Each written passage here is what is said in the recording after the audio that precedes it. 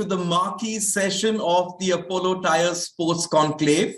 I am Digvijay Singh Deo, and a star-studded panel is going to join me to debate and discuss how to make India a sporting superpower. I'm actually glad that we are having this conversation in the aftermath of India's greatest ever showing at the Olympic Games as well as the Paralympic Games. Our first panelist is somebody who is perhaps India's most recognized sports person. He's a former captain of the Indian cricket team. He's the leading scorer in international cricket, and he's also a recipient of India's highest honor, the Bharat Ratna. Please give it up for Sachin Tendulkar. Okay, next up is Vita Dani. She's chairperson of the Ultimate Table Tennis. She's also co-owner of Chennai FC with Abhishek Bachchan and Mahendra Singh Dhoni. Okay, if you know your football, then I don't need to introduce Andy Cole. Andy joins us from across the high seas. Andy won 5 Premier League titles with Manchester United, and he also won the UEFA Champions League. Welcome. Thank you. Okay, Neeraj Kanwar is the vice chairman and managing director of Apollo Tyres, and he's also a massive sports enthusiast. Thank you, Neeraj, for joining us as well. Hemant Sayo is chief strategy officer at Manchester United, and we look forward to getting his perspective as an independent observer. Hello, my pleasure to join you. And finally, last but not the least, we have Abhishek Bachchan, who, as I mentioned, is a co-owner at Chennai FC. He also is the man behind the Jaipur Pink Panthers Kabaddi team. And Abhishek, I must add here that last night I was actually surfing through the net, and I came across the teaser for your latest film. I must say you aced that son of the soil look and the accent perfectly. Brilliant. When you have Sachin Tendulkar with you, you have to start with him. Sachin, over the course of your career, you achieved sporting greatness. But in your mind, what does a country need to do to be regarded as a sporting powerhouse? For any country to be a sporting power, first of all, to have a sporting culture is really important. And I feel in India, we still love watching sport. We don't love playing sport. So that transformation is really important, but it has to happen at a grassroots level. So I would say, right at the grassroots level in schools, sport should be made compulsory. Children should play whichever sport they like to play.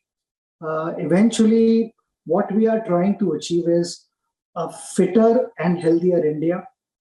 And that has to happen from a grassroots level. I'll get Neeraj in on this, because Neeraj, where do you stand on this? Does a country only need to perform at the Olympics, the Paralympics, and the World Cups in sports which are not part of these games to be regarded as a sporting house? So as Sachin said, it's more about the sporting culture. I think I agree, Diggy, with what Sachin is saying. It has to start from the grassroots, and he's picked up the right. The education system has to allow us, our kids, to become more sports-oriented. Today, I find in India, it's very academic, and most of the time is spent in school on academics and not really focusing on sports. By achieving a medal in the Olympics is obviously the final aim, but to get the entire grassroots of the country, and as you know, a lot of our kids are in the rural cities, and we don't know there's a lot of hidden talent in those in the rural districts of our country. As private corporates, we need to do public partnerships with the government to try and get inroads into those rural markets, into those schools, and start that entire wave of sports in India. I think India has a huge potential, provided we channel our resources in the right direction. Just listening to what Neeraj and Sachin had to say, Andy Cole, as we lay down the agenda, do give us a sort of a neutral perspective, because I read a lot of football clubs over in Europe actually identifying talent at the age of 5, 6, 7, as Sachin is saying. Is that the way to go if you are to become a sporting powerhouse? Yeah, I would generally believe so. I think, obviously, when I started out playing football, he wasn't that young. So we was getting scouted from 10, 11, 13, but from 5, 6, 7, 8, that's when you talk about grassroots, that is grassroots, and if you're going to build anything, that's where it all starts from, grassroots. I understand academically as well, but for me personally, you have to have both. You can't rely on sport and then not do your academical work as well. You got to try marry them together. I think if you marry them together, you can get wherever you need to get. But everything does start from grassroots, and you got to build on that. And then once you build on that, naturally it becomes a lot stronger. Okay, Neeraj also mentioned partnerships between the private sector as well as Indian sport. And on that note, I want to get in Vita Dani. I hope you don't mind me calling you Vita. I just want to ask you, and first I must congratulate you. As someone who covers sport, I must congratulate you because you went and backed a sport like table tennis instead of going after the big boys where you get more bang for buck like cricket. How confident are you that with the right approach and the right backing that you and your team have given, that a medal in TT, which had always been thought of as it's impossible, is actually around the corner? So thank you for the kind words, Diggy. I think what is most important is to be the dark horse in any sports, and your expectations are less. So when we started off with table tennis, we had 2 players in top 50. This was back in 2018. Today, we have 12 players in top 50. This is 2022. And we have 21 players who are in top 100 in the world. So I think it's important that a country of billion people, I don't see a reason why we don't have enough talent. It's a question of banking the right talent, giving them the right support, and ensuring that they have whatever they need to excel in the sport. And that's exactly what we have done in table tennis. The same thing has happened even in football. And Abhishek will agree over here that we have really tried hard to do our grassroots. We have almost 60,000 children now in Tamil Nadu who are part of our grassroots program. I'm going to bring Abhishek Bachchan in. And Abhishek, I'll give you a personal example because I always find these personal examples work very well. I grew up hooked onto sport because I sat with my father and I used to watch hockey matches being played at the Olympics or at the Asian Games. Over the last few days, my son, he's 10 years old, he was hooked watching Kabaddi. I think that's a great example for other sports, that go out there, put your sport out there, market it well, get on TV, and your sport is going to grow. I similarly grew up and watching sports sitting beside my father. And I'm very happy to say that today my daughter sits beside me when we're watching football or watching Kabaddi or watching cricket. And I think that's part of how we inculcate the next generation into a sporting infrastructure. I have to agree with what Vita, Mr. Cole, Neeraj and Sachin also said. It's a matter of grassroots levels. I think the one thing we should not beat ourselves up too much about is these are all systems and processes which are going to take time. We have to understand that apart from the wonderful infrastructure and systems that cricket has in place, and the BCCI does a fantastic job, I think the corporate world really got involved in sports in 2007 and 8, especially with the advent of the IPL. That's when privatized leagues really took off in India. After the IPL, we had the Pro Kabaddi League, we had the Indian Super League, and we've had several other sports that have had private leagues that have come up. And that is how you start interest in any sort of sport.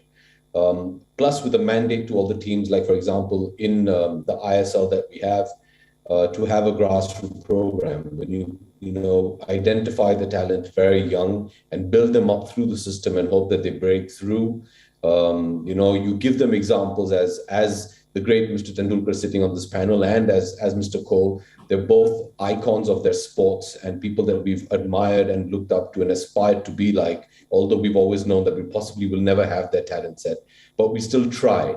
We build those heroes, they perform and deliver on their talent, and that entire thought process takes its time. I think India, if you talk about privatized leagues and professional leagues in different sports, is just over a decade old. If you look at just the not just the Premiership, but if you look at, say, English football, which I believe is possibly the highest level of football in the world for any league, on a league level, that we've been around the English Football League has been around for over 100 years.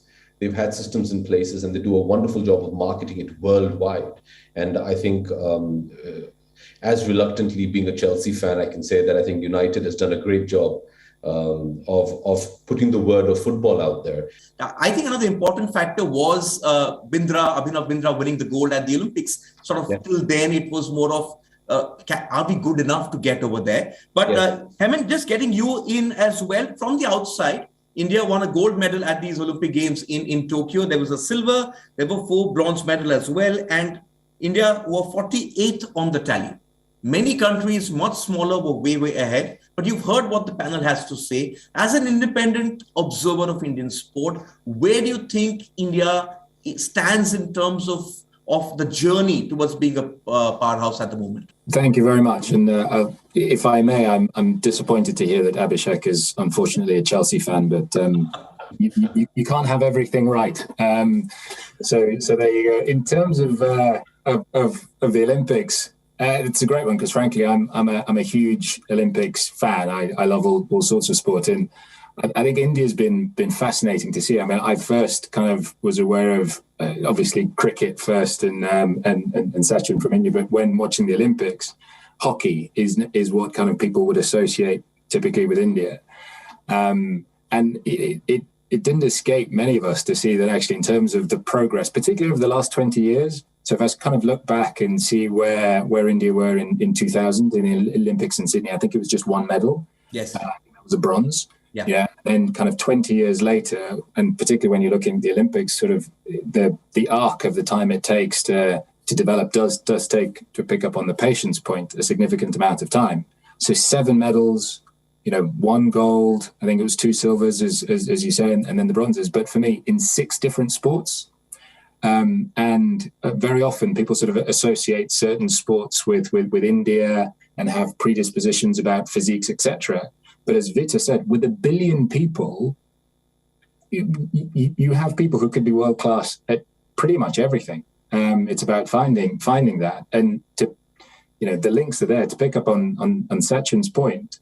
It's not even just kind of those 7 areas where the medals were won, but if you look at, I think the volume, it was the highest number of athletes that you've ever sent to an Olympics. Again, if you look back over the last 20 years, I think it was almost double in 20 years, which is remarkable.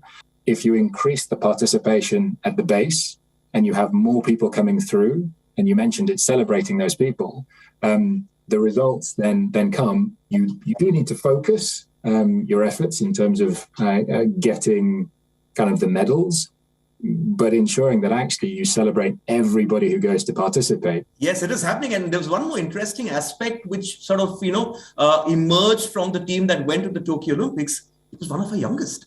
There were 18, 19-year-old kids going to the Olympics, their first Olympics. And that's a great sign that the young sports person of today sort of has that self-belief to go on and represent the country. And that's something which will sort of benefit India in the next 3 years at Paris. I'm going to get Sachin back because all this talk about the Olympics, you follow the Olympics very closely. You mentioned Neeraj Chopra. You were also there at the Rio Games, and also PV Sindhu ended up winning a medal there, ended up winning a medal here at Tokyo as well, becoming the first Indian woman to win 2 medals. But Sachin, does that convince you? Does this convince you that India is on the right path?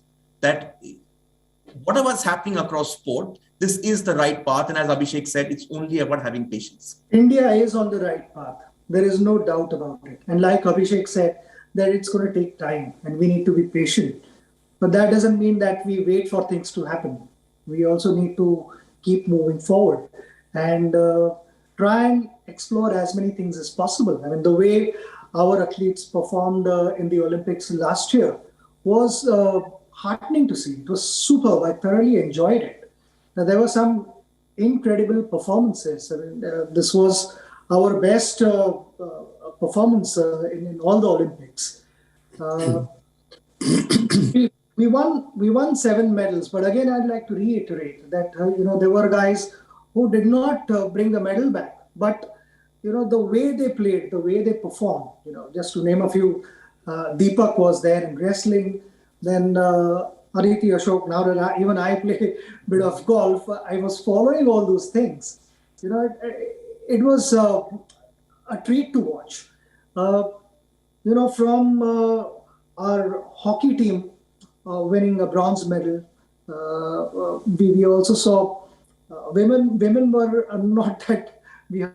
I mean, they did not win the medal, but surely I can say that they won millions of hearts. Their energy and enthusiasm was just something. And that is what I'm trying to say, that, results are not going to happen overnight. One has to follow the process and results will follow them. This is a reflection of our infrastructure getting better. Also, it is more organized. It is more methodical. People are supporting various sports. They are fully committed to what they want to achieve. And for that, it's going to be some time away, but there is light at the end of the tunnel for sure. There is no doubt about it. Vita, let's get you back in. Let's look at corporate involvement in sport today. Now, I remember 2005. At that point of time, parents wanted their children to be like Sachin Tendulkar. And no disrespect to Sachin, but today you have much more role models. Parents want their kids to be like Sania Mirza, like a Saina Nehwal, like a Mirabai Chanu, or even a Neeraj Chopra. Does that tell you that as you get more and more success on the sporting pitch, more and more corporate support will follow? You all have sort of laid the platform, and it's time now for those results to come forward. And those who were sort of sitting on the fence, they're now ready to come forward and support sport. I don't think there is any dearth of money coming in now. But what is important is to also ensure that we have the right system in place. We have to have the pyramid whereby I think if we follow something like an NCAA, which is the National Collegiate Athletic Association model of USA, I think it does really well because it allows students to pursue sports and education at the highest level. So both coexist, and actually people can make a career out of it. So if we target schools, then, we are looking at 5 to 10, schools of 5 to 10,000 students. They become like a laboratory for talent, So from grassroots, you go down to schools, to university. And then, of course, we are talking about the leagues. And when you're talking at leagues, it's, of course, talent at the highest level.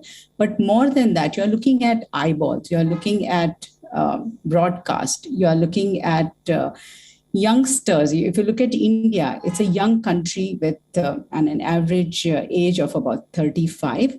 So you're looking at an age of 35, that's going to be a consumer. Age of 35, that's going to be a spender.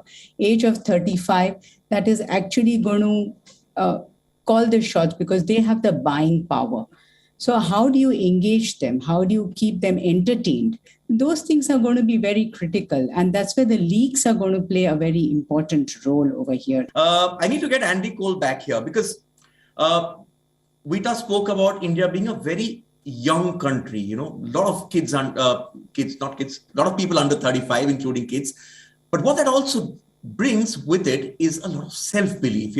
You've seen self-belief just around you in football. Cristiano Ronaldo had the self-belief that he wanted to be the best player in the world, and he would go and he would work his socks off. And that's what we are seeing in Indian sport today. The young kid going out there in 17, 18 to compete at the Olympics thinks that he can beat the best in the world. Yeah, of course it's essential.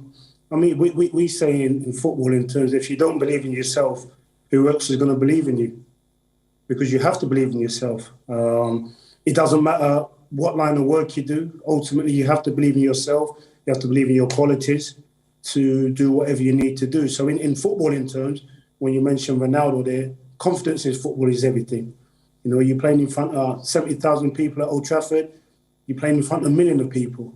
If you don't believe in yourself, how can you bring your best to that football pitch, or how can you bring your best to whoever your teammates, your management, whoever's around you? So you have to believe in yourself, because that's where it starts. It starts from you.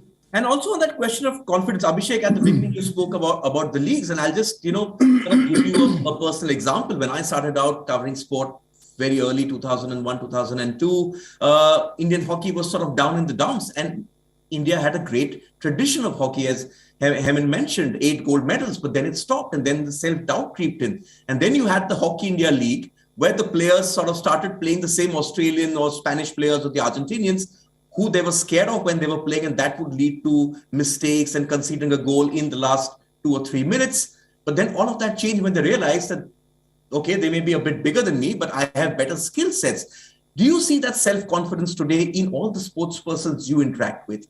The Kabaddi boys, I mean, you have to understand, Kabaddi as a sport, India was already ranked number 1. They have that attitude when it comes to other sports. But I see it in the boys, in the lads when they play football. I mean, in Chennai and our initial couple of seasons where we had some wonderful legends come in. We had Marco Materazzi as our manager. You had Alessandro Nesta as one of our defenders. You had Elano Bloomer. And, you know, when our boys got to play with world-class talent like that, they got to imbibe. And you could actually see the body language of players like JJ and Anirudh Thapa change over the season, and see that gate open up a bit, and see the confidence in their walk, the fact that they want the ball. So, you know, these leagues are going to change a mindset, and I'm happy that it's happening.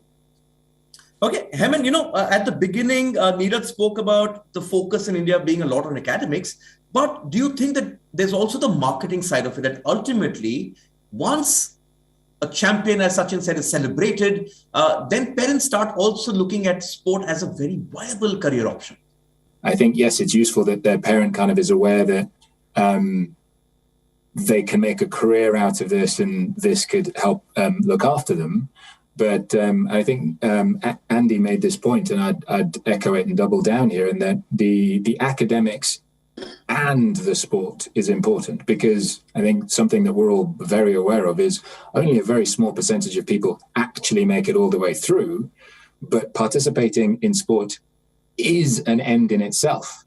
But Neeraj, talking about corporate investment in sport, we've seen a lot of investment in sport at the top level with the top level athlete. The government has the TOPS program and OPEX and whatever you want to call it. But how important is it that the money goes all the way down to the grassroots, which is, again, a topic we were discussing at the start?